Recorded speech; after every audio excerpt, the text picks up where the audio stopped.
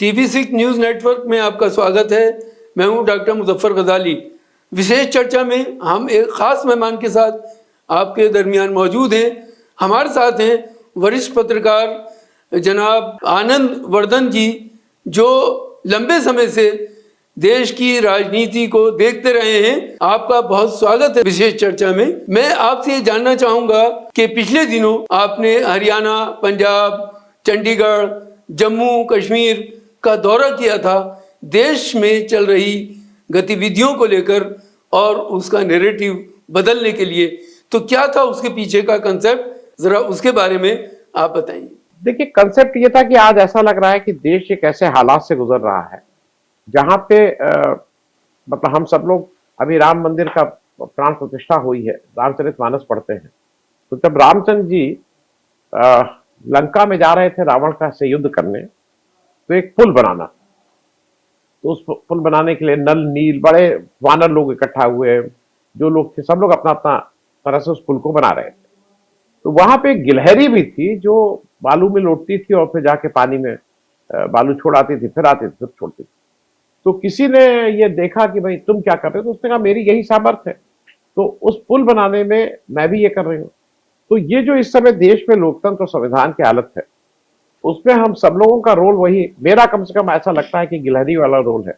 आपकी सामर्थ्य यह है कि अगर ये जिस तरह की व्यवस्था चल रही है, जिस तरह से चाहे वो संविधान हो, चाहे वो लोकतंत्र हो, चाहे लोकतांत्रिक परंपराएं, सबकी जिस तरह से धज्जियां उड़ाई जा रही हैं, उसके लिए यह आवश्यक है कि लोगों को ये बताया जाए कि भाई आप जब आजाद हुए तो आपको केवल एक ही चीज मिली थी, और वो एक चीज थी आपका वोट। तो वोट देते समय जरा इस पे अगर आप ध्यान नहीं रखिएगा, तो महुआ मैत्रा जी जो बार बार संसद में पूछती हैं कि पागल के हाथ में माचिस किसने दी थी, तो वोट तो हम ही ने दिया था, तो इसलिए शिकायत तो हमें करने का कोई हक नहीं रह जाता है। तो शायद उसी को मद्देनजर रखते हुए ऐसा लगा कि पंजाब और जम्मू कश्मीर दो ऐसे सूबे हैं जहां पे जो देश के ताज हैं, और मैं दोनों का अलग अलग बता दूं। पंजाब सबसे प्रोडक्टिव जिला, इस सबसे सामर्थ्यवान, सबसे मेहनतकश, ऐसे सूबे को जो करंट पॉलिसी है उसके कई कारण हैं। वहां पे जो भी हो रहा है उस पे आवश्यक है कि ना केवल पॉलिटिकल पार्टीज पर, जो भी नीति निर्माता हैं, जो भी एक्टिव ग्रुप हैं, जो भी हम और आप हैं, जो समाज के अपने को हिस्सा मानते हैं, वो उसके विषय में बोलना शुरू करें। पलायन हो रहा है, मतलब वहां बहुत बहुत बड़े स्तर पर पलायन हो रहा है, और उसके पलायन के कई कारण हैं। मैं अभी आज इस छोटी चर्चा में उस डिटेल में नहीं जाऊंगा, लेकिन पलायन के साथ साथ मुझे ऐसा लगता है कि एक समस्या और है जो कई जगह सिख धर्म को मानने वाले उनको कभी कभी बुरा भी लगता है। पंजाब में ड्रग की समस्या बहुत बड़ी है, लेकिन जब हम लोग पंजाब से बाहर के लोग उसकी बात करते हैं तो उस पर ड्रग का मतलब वो सिख को ही मानते हैं, जबकि पंजाब में सिख आबादी के अलावा एक बड़ी आबादी ऐसी है जो पंजाबी बोलती है, वो भाषा के लिए पंजाबी बोलती है, वो पंजाबी है, वो पगड़ी नहीं बांधते हैं, वो सिख नहीं है, वो हिंदू हैं। इस आबादी के बच्चे भी उतने ही इस जो ड्रग का समस्या है उससे वो भी उतना ही जूझ रहे हैं, उनके लिए भी उतना ही बड़ा संकट है। लेकिन बाहर एक शायद अब वो जानबूझ के किया जा रहा है कि उसके वो ऐसे ही हो रहा है, पिक्चर ये पेंट की जा रही है कि सारे सिख बच्चे अब ड्रग से। ऐसा नहीं है। पंजाब सूबे में रहने वाला, चाहे वो सिख हो चाहे नॉन सिख हो, ये खतरा सबके लिए। और उस खतरे का एक बड़ा उसी खतरे के कारण पंजाब का यूथ आज पंजाब से पलायन कर रहा है। असली महत्वपूर्ण बात है, और जो ज्यादा हम लोगों के लिए थोड़ी समस्या की बात है और जिसके ऊपर ध्यान देना चाहिए, कि आज से 5-7 साल बाद एक बूढ़े पंजाब को हम देखेंगे। ये it will not be a young Punjab. मुश्किल क्या है कि भारत को आज नौजवान देश बोला जा रहा है कि भाई हम बहुत यूथफुल देश है। पंजाब में इसका उलट हो जाएगा, क्योंकि बच्चे वहां के जो यंगस्टर्स हैं वो वहां से माँ बाप भी चाहते हैं कि भाई यहाँ इतनी यह बाहर ही चले जाएं तो ज्यादा अच्छा। सर, जाने का मुख्य कारण सोसाइटी के लोगों के साथ जो आपने दौरा किया, क्या वो इस समस्या से निपटना था या पॉलिटिकल नैरेटिव सेट करना था? दोनों चीजें थी, क्योंकि अगर देखिए आज की तारीख में क्या हो गया है कि हमारे देश की कोई भी समस्या है तो उसका निर्णय तो पॉलिटिकल ही होगा ना। उसका निर्णय लेने वाले पॉलिटिकल लोग रहेंगे। और अगर अगर मैं एक छोटा सा उदाहरण दे दूं, अगर इस देश के सर्वोच्च पद पे बैठा हुआ प्रधानमंत्री जी अगर एक तरफ संसद में ये कहते हैं कि देश एक पूरा शरीर है और अगर किसी भी अंग में अगर दर्द होता है, जैसे उन्होंने उदाहरण भी दिया कि अगर पैर में दर्द होता है तो हाथ को कष्ट होता है, तो अगर पैर में दर्द होता है और हाथ को कष्ट होता है, ये उनको समझ में आ रहा है, तो मणिपुर बहुत करा रहा है। मणिपुर का दर्द कोई खांसी जुकाम वाला दर्द नहीं है, मणिपुर भयंकर कष्ट में और करा रहा है। मुझे तो नहीं लगता है कि जो जो उस कुर्सी पे बैठे हुए हमारे प्रधानमंत्री जी हैं, कुछ भी होना चेंज होना, इनका हटना इस देश के लिए आवश्यक और जरूरी है, ऐसा हम लोग समझते हैं। तो उसी को जरा उसी के अलग जगाने इन दो सूबों में गए थे। जी, पिछले दिनों आपने अपने चैनल पर द पब्लिक इंडिया ये कहा था कि 2024 का चुनाव शायद लोकतंत्र को बचाने के लिए आखिरी चुनाव है। ये आपने क्यों कहा था? नहीं, ये इसलिए कहा था कि बहुत सी चीजें चेंज हो रही हैं।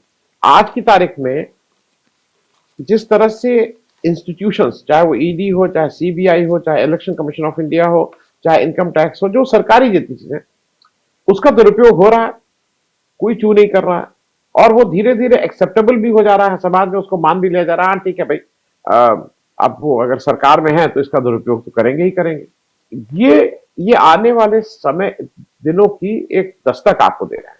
मैं एक छोटा सा उदाहरण दूं जी। मैं लखनऊ में रहता हूं। लखनऊ में 22 जनवरी को एक बड़ा भव्य कार्यक्रम था अयोध्या में। शाम को लखनऊ का जो हजरतगंज चौराहा है, वो वीडियो मालूम नहीं आपने देखा कि नहीं देखा, हजरतगंज चौराहे पे पब्लिक एड्रेस सिस्टम से लाउड स्पीकर लगा के एक समुदाय विशेष के माँ बहनों के से रिश्ते जोड़ते हुए के गालियां नहीं थी, गाने थे, वो गाने थे। और जो ज्यादा उसमें जो बात है, वो गाने मेन लखनऊ के मेन चौराहे से प्ले किए जा रहे थे। वो गाने कोई ऐसा नहीं था कि मेरी आपके अभी झगड़ा हो जाए तो आप मुझे 2 गाली दे, ऐसा नहीं था। वो ठंडे दिमाग से वो गाने लिखे गए थे। फिर उन गानों को स्टूडियो में बैठ के ढोल मजीरे के साथ और जो भी संगीत होता उसके साथ उसको रिकॉर्ड किया गया था और फिर वो यहां बजाया गया था। अगर इस तरह का निजाम है और उस पर कहने को 3 लोगों को पकड़ा गया, उन्होंने कहा मुझे पता ही नहीं, तो ये आने वाला हमको और आपको लग रहा है ना कि हमारे और आपकी जो साकल होती है या कुंडी होती है वो खटखटाई जा रही है। दिक्कत ये आज लगता है हमें कि उनसे मतलब है, हमसे क्या मतलब है, लेकिन वो दिन दूर नहीं। 2024 में हम लोग बिल्कुल कन्विंस्ड हैं कि अगर यही सरकार फिर से आ गई तो शायद वो 81 करोड़ लोगों को जो फ्री राशन कहा जा रहा है, फ्री राशन वो बांटा जा रहा है, उसकी तादाद में बढ़ोतरी जरूर होगी। तो 81 से 90 पे जाके रुकेंगे कि 100 पे जाके रुकेंगे कि 110 पे जाके रुकेंगे, लेकिन देश जैसा चल रहा है उसमें देश को दिक्कत होगी।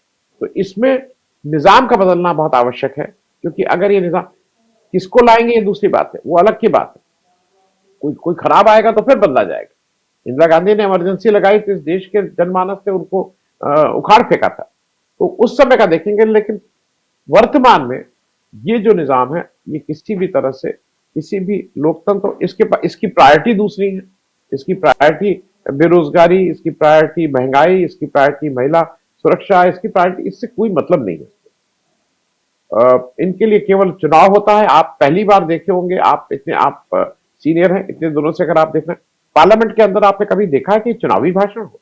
पार्लियामेंट में खड़े होकर देश का प्रधानमंत्री कहे कि हम 370 सीट लाएंगे, हम 400 पार करेंगे, ये सब सीट आपने आज तक किसी का भाषण सुना था कि पार्लियामेंट जी? तो इस निजाम को अगर नहीं रोका गया तो 2024 के बाद ऐसा लगता है कि चीजें इस तरह से व्यवस्थित कर ली जाएंगी, नियंत्रित कर ली जाएंगी कि फिर उसके बाद अगर चुनाव हुए भी तो कागज पे होंगे या ऐसे होंगे जिसमें हमारे और आपका रायशुमारी की कोई बात नहीं होगी, जिसका जो कुछ फॉर्मेलिटी टाइप चीज हो जाएगी। आपने पार्लियामेंट का जिक्र किया, तो अभी आपने राष्ट्रपति का अभिभाषण सुना होगा बजट सत्र में। ये विविधता वाला देश है, लेकिन सरकार की उपलब्धि के तौर पर राम मंदिर को बताया गया। तो क्या ये सरकार किसी एक विशेष समुदाय के लिए काम करने वाली है या उसको प्रोत्साहित करने वाली सरकार है? इस विषय में आप क्या कहेंगे? नहीं, एक तो पहले मैं इसको साफ कर दूं, इसमें कहीं कोई दो राय नहीं कि सरकार एक एक विशेष समुदाय के लिए नहीं काम कर रही है। एक विशेष समुदाय के प्रति नफरत फैला के अपने वोट को बढ़ाने का काम कर रही है। मैं हिंदू हूं और मैं जो बीजेपी जिस हिंदुत्व की बात करती है उसको मैं नहीं प्रैक्टिस करता। मेरे उसके लिए, मेरे जब धर्म की बात आएगी तो मेरे लिए मेरे धर्म के धर्माचार्य सबसे बड़े शंकराचार्य हैं। और अगर शंकराचार्य कहते हैं कि ये चीजें शास्त्र सम्मत नहीं हो रही हैं तो मैं उनकी बात मान, मैं अपने एमएलए, एमपी, कॉर्पोरेटर इनकी बात नहीं मानूंगा। इनको तो मैं अपना रोज का मुझे मेरी महंगाई का कैसे हो, मेरे रोजगार का क्या अवसर हो, मेरे खाने का कैसे हो, मैं इसके लिए इनको वोट दिया। मैंने इनको वोट इसलिए थोड़ी दिया है कि मैं अपने धर्म पे कैसे चलूं, क्योंकि तो वो धर्म और राज ये दो अलग अलग चीजें हैं। और ये चीजें मैं कोई नई बात नहीं कह रहा हूं, तमाम लोगों का कहना है कि भारत राष्ट्र का सबसे बड़ा धर्म ग्रंथ उसका संविधान। तो आपको संविधान को सर्वोपरि मानना होगा और फिर उसके बाद ही आप कुछ बात कर सकते। और ये जो आपने कहा ना, मुझे तो लगता है कि कभी कभी कि हिंदुत्व से मेरा हिंदू धर्म ज्यादा खतरे में। नफरत भले ही एक समुदाय के प्रति फैलाई जा रही है, लेकिन मेरा हिंदू धर्म ये नहीं कि शंकराचार्य को आप गाली दीजिए। मेरे हिंदू धर्म कहीं नहीं है ये, आप शंकराचार्य को ही गाली दे रहे हैं, आप शास्त्र सम्मत ही नहीं है। तो मेरे हिंदू धर्म भी इस समय आपके धर्म से शायद ज्यादा खतरे में, मेरा हिंदू धर्म। जनाब, एक बड़ा सवाल इस वक्त यह है कि भारत रत्न का ऐलान किया गया है और 5 लोगों को भारत रत्न दिया गया है। इसके पीछे की पॉलिटिक्स क्या है? चौधरी चरण सिंह को देने का मतलब क्या है? आडवाणी जी को देने का मतलब क्या है? इसी तरह 2-3 और लोगों को, नरसिम्हा राव जी को देने का क्या मतलब है? तो इसके पीछे पूरी पॉलिटिक्स क्या है? नहीं, 2 चीजें हैं इस पे स्पष्ट है। एक तो पहली बार किश्तों में दिया गया है, एक साथ नहीं दिया गया, किश्त आ रही है। अभी 3 किश्तों में 5 लोगों को दिया गया है। चुनाव जैसे जैसे आता जाएगा हो सकता है और कुछ 2-4 लोगों को और दे दिया जाए। मूल बात यह है कि जो चार्टर दिखा रहे हैं लोग उसको उस पर कितना वो रहेगा। चार्टर ये कहता है कि 1 साल में 3 ही भारत रत्न होने चाहिए। खैर, वो टेक्निकल बात को छोड़ के मैं मूल बात पे आ जा रहा हूं। ये बिल्कुल साफ साफ राजनीतिक उल्लू सीधा करने के लिए दिया जा रहा है। आपको नीतीश कुमार को बिहार में कुछ ऐसा करना था कि बहाना मिल जाए आने का, तो आपने कर्पूरी ठाकुर जी को दे दिया। कर्पूरी ठाकुर जी की आपको अभी तक याद नहीं आई थी। मैं 2 चीजें और दर्शकों को आपके भी बता दूं जी। इस सरकार ने अभी तक कुल 9 भारत रत्न दिए। 4 भारत रत्न इन्होंने 2014 से 19 वाले कार्यकाल में दिए थे और उसमें भी जो आखिरी भारत रत्न दिया था वो प्रणब मुखर्जी साहब को दिया था, क्योंकि उस समय बंगाल के इलेक्शन थे तो उनको लगा था कि इससे मतलब 2022 में इससे मामला, और शायद मामला उससे फर्क पड़ा भी, क्योंकि 18 सीटें बीजेपी की अगर वेस्ट बंगाल से आ रही है तो मुझे ऐसा लगता है वो उस भारत रत्न ने अपना काम कर दिया। 4 उस समय दिए थे। फिर ये 2019 में मई में जीत के आते हैं और तब से आज तक कोई भारत रत्न नहीं दिया गया, कोई नहीं दिया। एकदम से नींद से जगते हैं, इलेक्शन 2 महीना है और फिर किश्तों में भारत रत्न देना शुरू किया जाता है। मुझे ये लगता है कि ये जिनको भारत रत्न दे रहे हैं उनका भी एक तरह से आप उनको वो सम्मान नहीं दे रहे हैं, क्योंकि आज सबको लग रहा है कि ये केवल और केवल वोट के लिए दिया जा रहा है। अब मैं दूसरी बात पे आ जाऊं। 2 भारत रत्न तो एक लार्जर जो लेन देन होता है, पॉलिटिकल लेन देन होता है, उसका हिस्सा है। कर्पूरी ठाकुर साहब और चरण सिंह साहब, ये दोनों को तो भाई उधर नीतीश को जाना था, इधर आज जयंत जी अभी गए नहीं है, लेकिन जयंत चौधरी कह रहे हैं कि भाई एक तो दिल जीत लिया और अब कैसे मना करूं। उनका ये कहना है कि वो बुला रहे हैं वहां जाने से, कैसे मना करूं। बाबा को इन्होंने वो दे दिया। अगर इस तरह के एक्सक्यूज है तो इसमें क्या कहना। दूसरा, MS स्वामीनाथन जी को आप भारत रत्न दे रहे हैं और उनका ही बुलाया हुआ कि MSP को किस फॉर्मूले से लागू करो, वो आप लागू नहीं कर रहे हैं। किसान फिर घेरने को तैयार हैं। आप MS स्वामीनाथन साहब को इसलिए भारत रत्न दे रहे हैं कि आपको लगता है कि तमिलनाडु में आपके कुछ वोट बढ़ जाएंगे। आप नरसिम्हा राव से एक तीर से 2 शिकार कर रहे हैं। देखिए, 2 चीजें हुई। एक चीज ये हुई कि जब राम जन्मभूमि की प्राण प्रतिष्ठा मोदी जी ने कर ली और वहां का जो भाजपा का सबसे बड़ा चेहरा था, जिसने उस बाबरी मस्जिद को विध्वंस, रथ यात्रा, इस समय सबसे बड़ा नाम था आडवाणी जी। उनके साथ अच्छा व्यवहार नहीं किया। उन्होंने कहा कि पहले उनको निमंत्रण भेजा और फिर कहा कि आइएगा मत। तो कहीं ना कहीं एक भाजपा के कारण, और पुराने किसी आदमी को नहीं बुलाया गया, तो कहीं ना कहीं भाजपा के अंदर वो एक रोष भी था। दूसरा, मुझे ऐसा लगता है कि उनको ये लगा कि इसका तो मैंने सब पूरी तरह से इसकी क्रेडिट मैंने ले ली, लेकिन उस बाबरी मस्जिद को गिराने में दो लोगों का सबसे बड़ा रोल था, एक आडवाणी जी और दूसरे इससे भी नहीं, नरसिम्हा राव को उस रोल से भी कोई वो नहीं मिल सकता है कि जिस दिन 6 दिसंबर को जब बाबरी मस्जिद गिर रही थी तो जैसा कहा जाता है कि वो सो रहे थे, तो उनकी मूक सहमति तो 100% थी, इसमें कुछ सोचने वाली बात नहीं। ऐसे में मुझे बार बार ये लगता है कि कुछ चीजों को आपको इस डिबेट में नहीं लाना चाहिए, लेकिन आप उसको अगर राजनीतिक हथियार बनाएंगे तो बिल्कुल तय बात है कि लोगों के बीच ये चर्चा उठेगी और लोग प्रश्न करेंगे। एक और चीज देखने को मिली कि पहली बार किसी प्राइम मिनिस्टर ने भारत रत्न का ऐलान किया। क्या आपने इससे पहले इस तरह का कोई दृश्य देखा? नहीं, मैं उसको एक मामले में ठीक मानूंगा, प्राइम मिनिस्टर ऐलान कर रहे हैं अच्छी बात है, कम से कम राजीव शुक्ला ने तो ऐलान नहीं किया। नहीं तो हमारे यहाँ तो राजीव शुक्ला जाके वानखेड़े में कर रहे थे, वो एक गलत परंपरा थी, क्योंकि तेंदुलकर को वानखेड़े का वो भारत रत्न, तेंदुलकर जी को भारत रत्न दिया जा रहा है और ध्यानचंद अभी भी क्यू में और वेटिंग लिस्ट में है। ये इस देश का दुर्भाग्य है, और कम से कम मेरे हिसाब से प्राइम मिनिस्टर ने अगर इसका वो किया तो अच्छी बात है, सम्मान की बात थी, तो प्राइम मिनिस्टर ने कहा तो और अच्छी बात है। उसमें मुझे ऐसा लगता है कि उन्होंने अगर कहा है तो उसमें कोई ऐसी बात।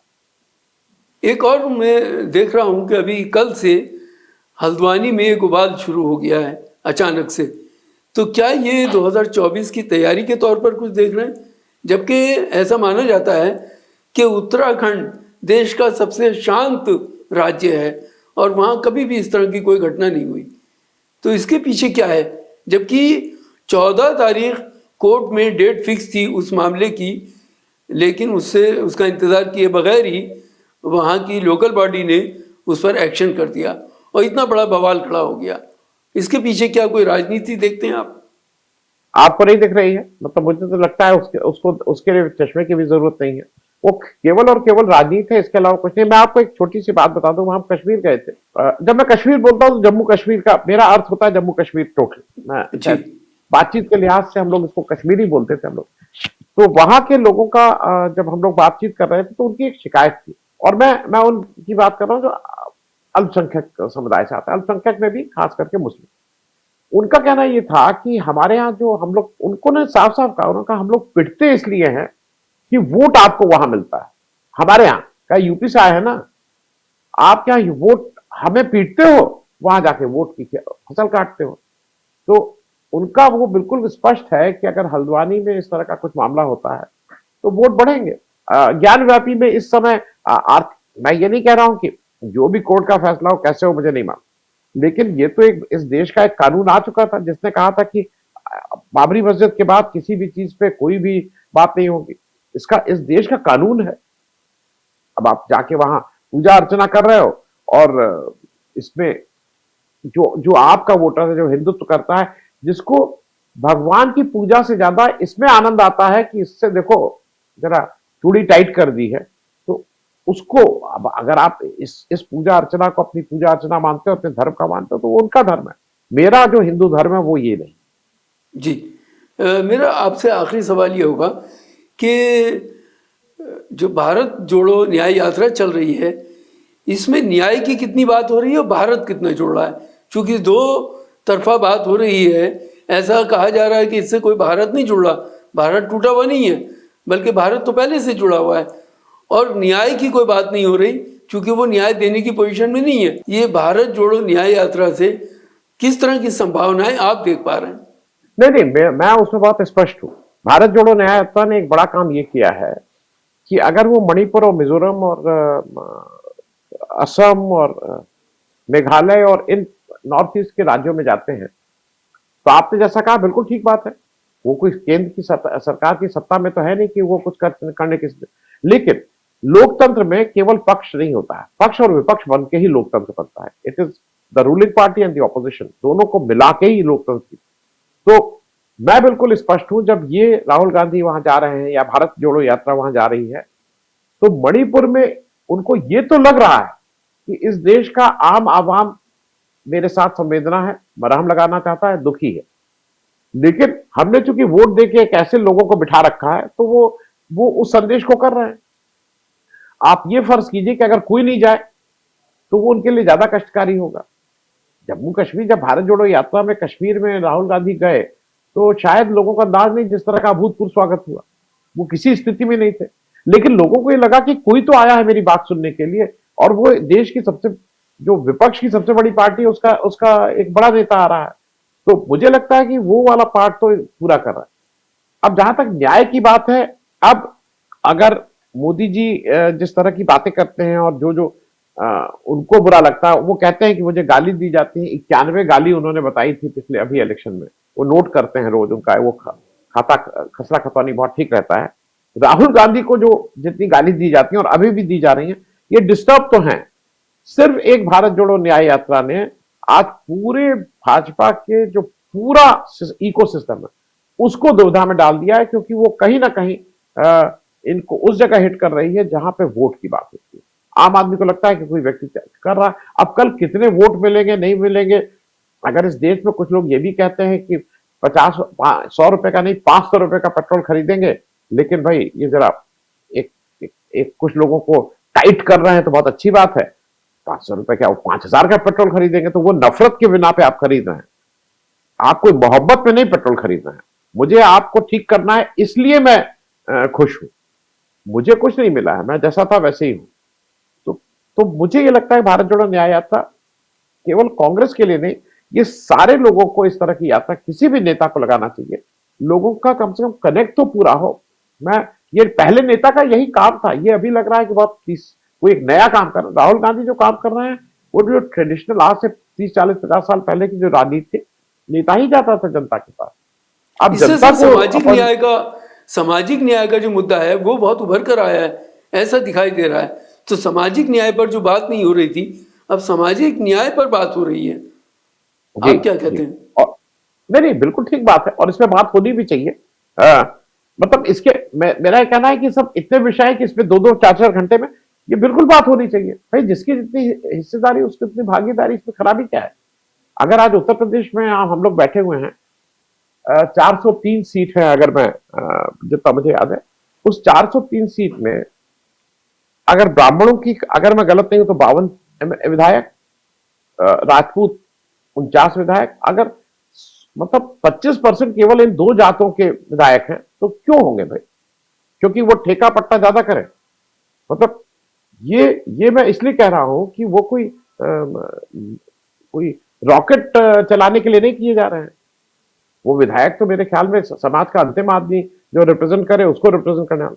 मैं सिर्फ एक छोटा उदाहरण इसलिए दिया कि वहां पे इनका रिप्रेजेंटेशन नहीं है। राहुल गांधी बार बार कहते हैं, मैं उस बात को रिपीट नहीं कर रहा हूं क्योंकि लगेगा कि मैं कांग्रेस, वो तो कहते हैं कि 90 या 95 जो सेक्रेटरीज हैं केंद्र सरकार में, उसमें 3 केवल बैकवर्ड।